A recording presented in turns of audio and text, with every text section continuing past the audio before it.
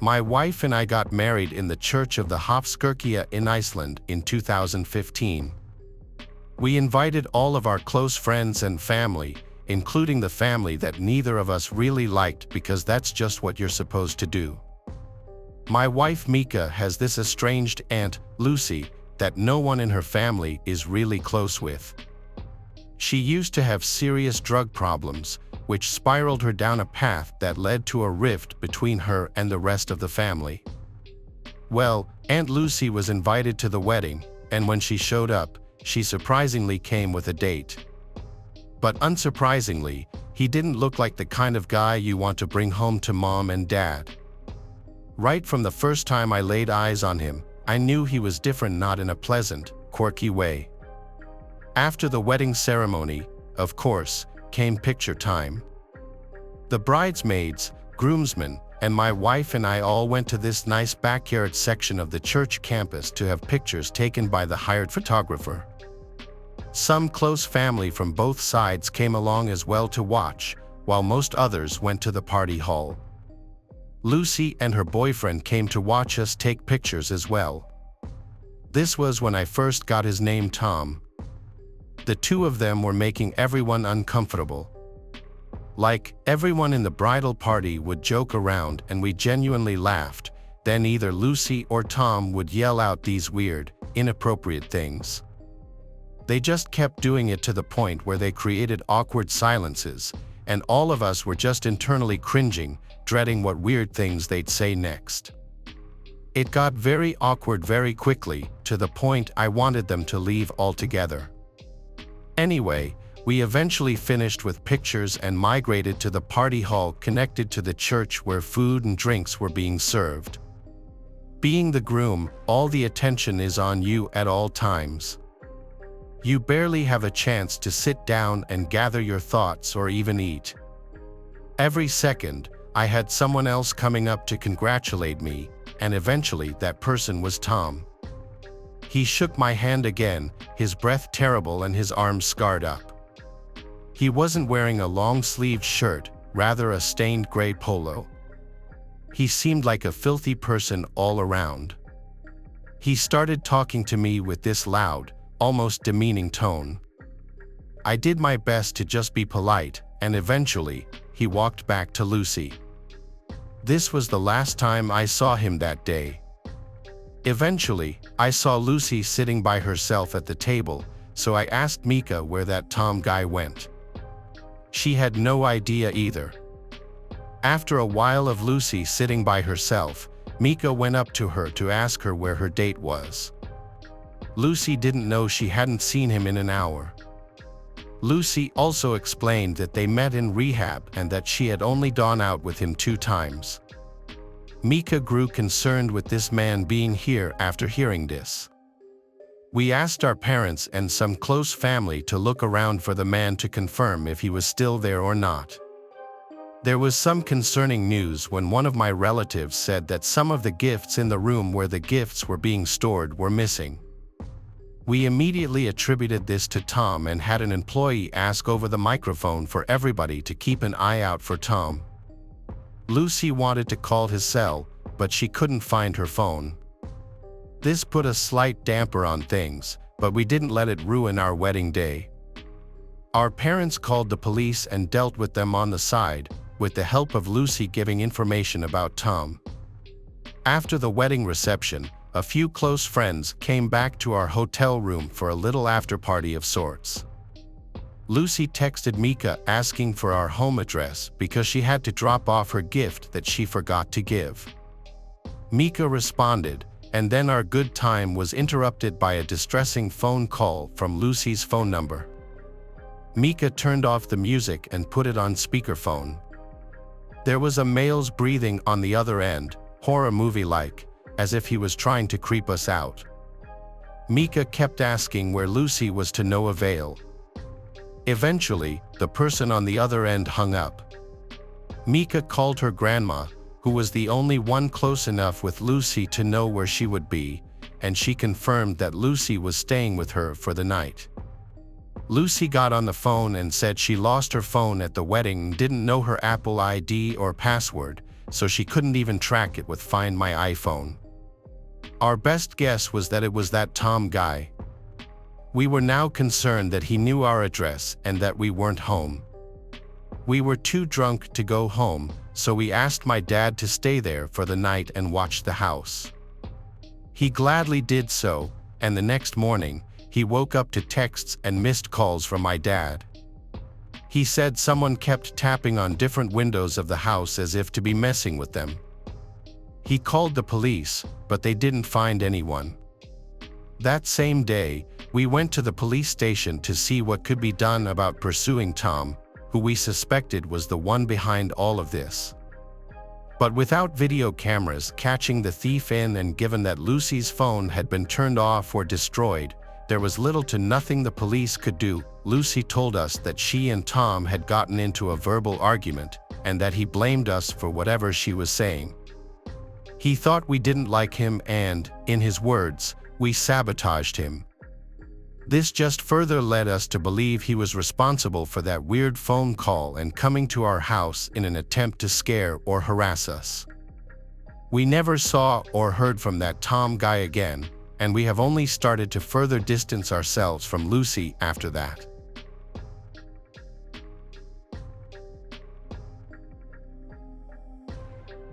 I'm a 31-year-old female who is really into Halloween, like incredibly into Halloween. I was never allowed to celebrate when I was younger because my parents always told me that it was a gateway into devil worship. It really sucked not being able to go out with friends that night. I was jealous when I saw everyone else decorating for the spooky holiday, but I was just sitting at home reading the books my parents approved of and doing the activities they allowed, like homework and cleaning. I mentioned all this so you understand why my obsession became a little overboard into adulthood. I guess I was making up for lost time. My parents and I had a falling out when I was in my early 20s, when I finally had the courage to mention to them how much I hated my childhood. They never understood what they did wrong and thought my upbringing was as perfect as it could have been. I resented them, and by the time I was 25, I decided I no longer wanted them in my life. All I ever got was criticism from them, and all they ever wanted was to get away. So I did. I packed my bags and moved to New York. I had already graduated nursing school and been working for about a year at that point, and had chosen an apartment close to the hospital I'd be working at. I never really thought that I'd be a nurse, but my friends decided that that's what they were going to do, and being the follow-the-leader type person I am, I went along with them. I ended up actually loving it, though. I'm very much a people person, so that aspect of the job really appealed to me. Blood and other typically gross things people think of that come from the human body never really freaked me out. The feeling of getting to help people and make them feel comfortable in an otherwise uncomfortable situation was always such a big reward at the end of the day. While working at the hospital for about 4 years, I'd eventually gotten to know the man who would eventually be my husband very well. His name is Mark. He was working as one of the attendings at the hospital at the time. When he finally asked me to marry him, I was so happy. It had taken him 4 long years to finally pop the question, and I was honestly even a little shocked when he finally did it. When the time came around to begin planning the wedding, I was adamant that we have our wedding on Halloween. Originally, I wanted it on Halloween and with a theme to match the day, but Mark said the theme was too much, and I had to settle for a normal, traditional wedding on the actual day of Halloween. I thought that was a pretty fair compromise, given that it was our big day and not just mine. I was able to sneak a few pumpkins into the decorations, but I figured he wouldn't mind. The day came, and I was so excited. I didn't invite my parents, and if I did, I'm sure that they wouldn't have come anyway, since they never left the house on Halloween. It makes me laugh even writing that because it's so ridiculous, and they'll never see it. When we pulled up to the venue, I was completely shocked. They had gone totally all out with the Halloween decorations.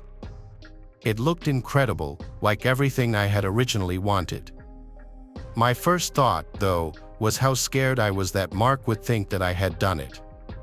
It turns out he surprised me with the wedding I originally suggested, and it was amazing. When I walked down the aisle, I noticed everyone was even in costume. During the reception, people made toasts while staying in character with what their costumes were. It was hilarious. After about an hour went by during the reception, a loud crashing sound was heard coming from the catering tent. Everyone looked over to try to see what had happened, and that's when we all saw one of the waiters come out clutching his stomach as his shirt began to stain with blood.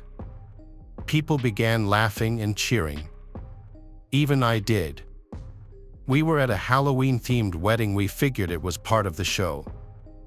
I thought it was something my husband had arranged. One of the other waiters came running to the man's side and screamed at us to call 911, but it just made everyone cheer and whistle more.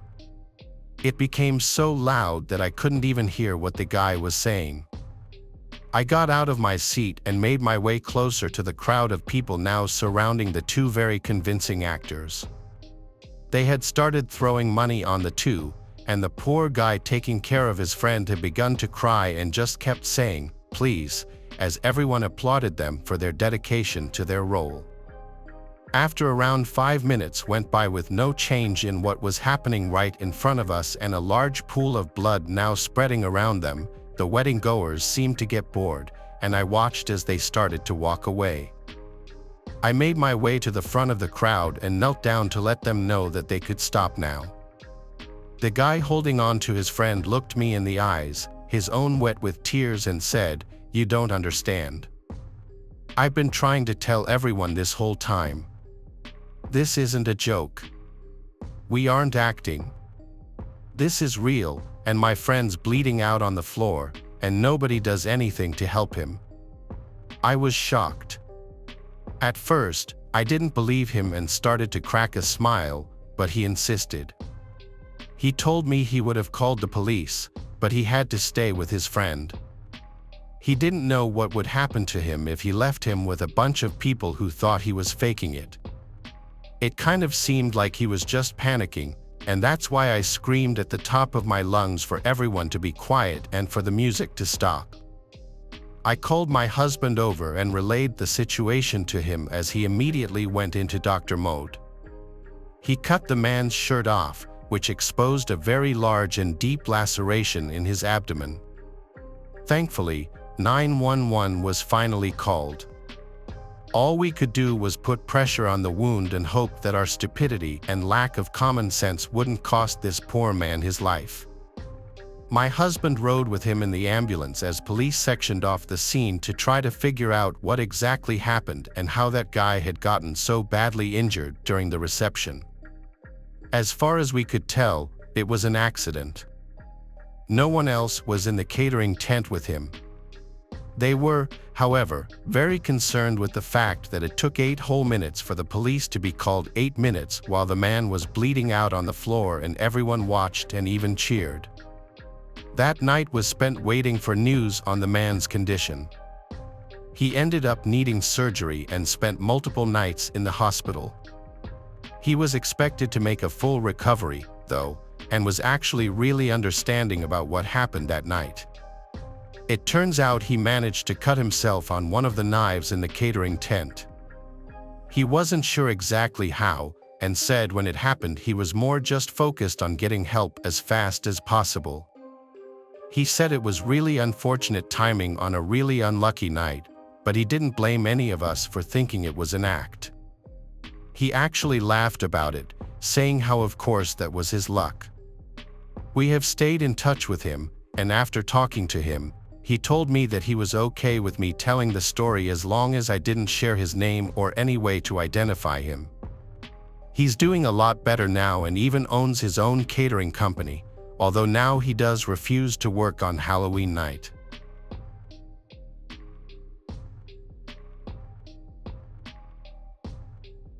I'm what you would call a serial bridesmaid. Like the saying, always the bridesmaid, never the bride, that's basically my life. I guess I'm the woman that attends a lot of other people's weddings but never has one of her own. Anyways, when my friend originally asked me to be one of her bridesmaids, I happily agreed. Her wedding would be about 10 months from when she asked, and I wasn't too happy about the way I looked. I made it my mission to lose weight before the wedding so I could feel good in my dress. I don't think my friend actually took me seriously though, because even though I told her to wait, she ordered my dress in a larger size. About a month before the wedding, all the bridesmaids were asked to go in to try on our dresses. Given that I had lost around 80 pounds by that point, my dress was no longer in the size I needed. My measurements were taken, and I was assured the dress would be tailored perfectly to fit me at my new size and be ready for the wedding. I was ecstatic. I was so excited for everyone to see how good I looked in this dress. The day before the wedding, I picked up the dress and hung it up in the closet overnight. I was smiling as I fell asleep.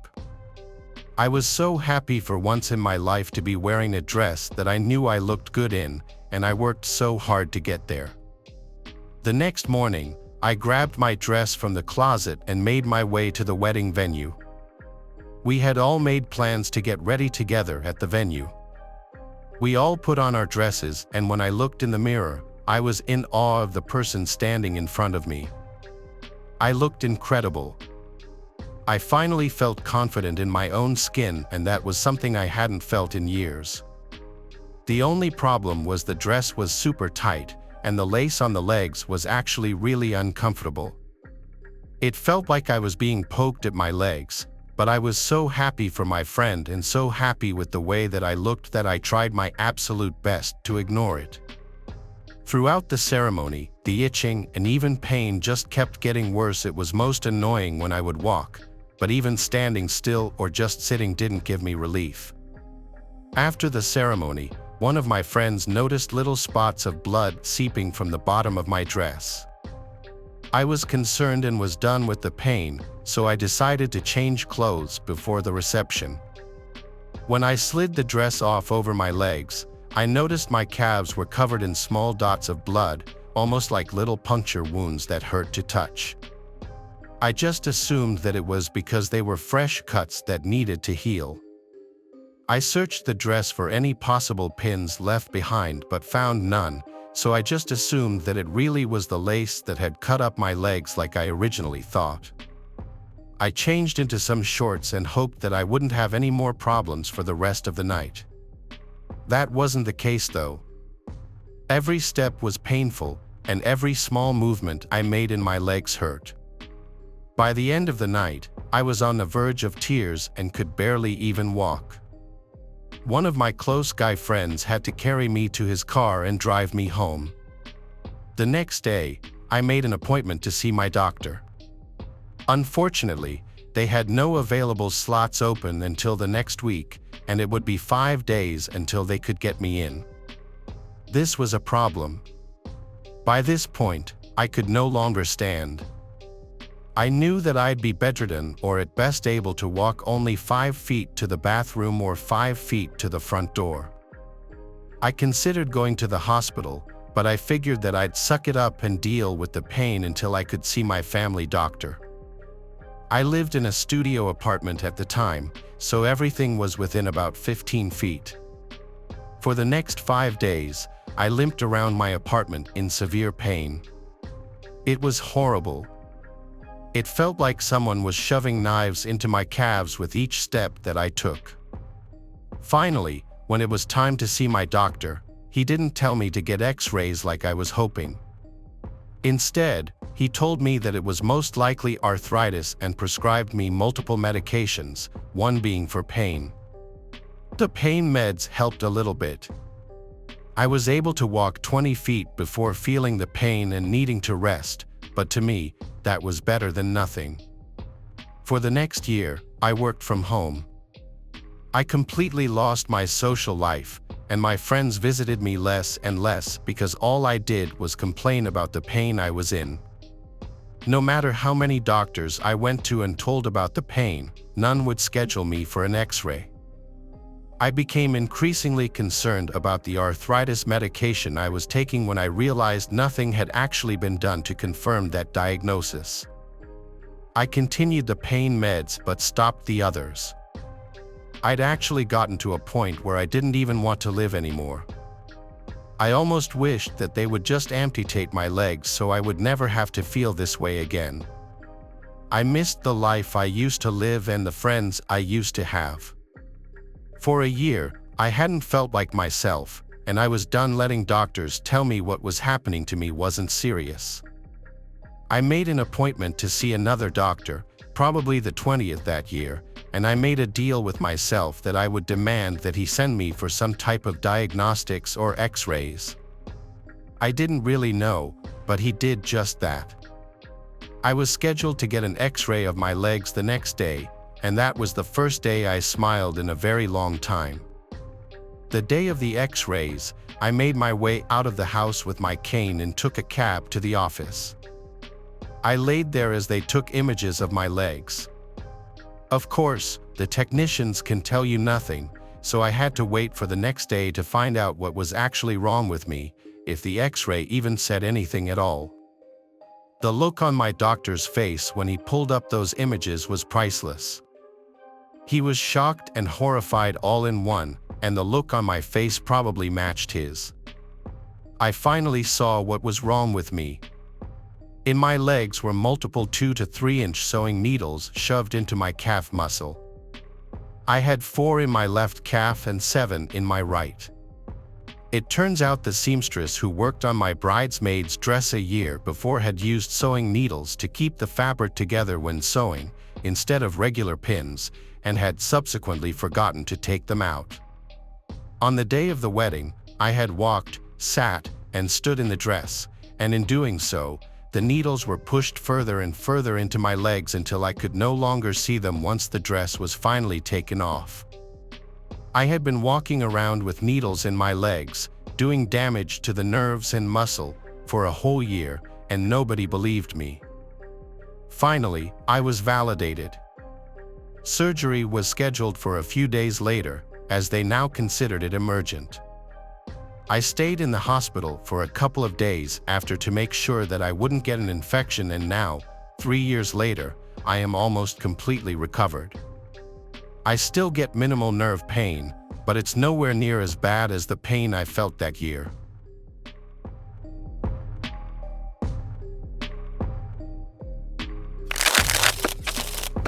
Thanks for watching the video. Subscribe to the channel and turn on notifications to watch the latest videos.